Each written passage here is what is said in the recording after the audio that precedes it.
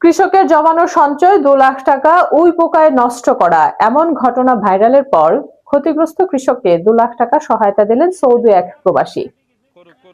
গাইবান্ধার সুন্দরগঞ্জে ইঁদুর উই পোকা নষ্ট করলো কৃষকের স্বপ্ন শিরোনামে সংবাদ প্রচারের পর ক্ষতিগ্রস্ত প্রান্তিক কৃষক তোফাজ্জল হোসেনের পাশে দাঁড়িয়েছেন সৌদি প্রবাসী সুমন।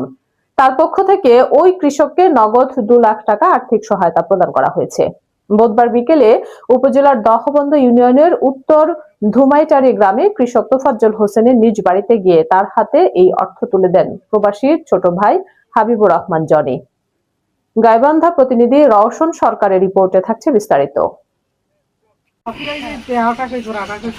গত 9 আগস্ট সকালে জমি বন্ধক নেয়ার জন্য নিজের ঘরে থাকা সঞ্চিত অর্থ বের করতে যান দিনমজুর তোফাজ্জল হোসেন। তখন তিনি দেখতে পান বাক্সে রাখা উপার্জিত 2 লাখ টাকা ইঁদুর ও উই পোকা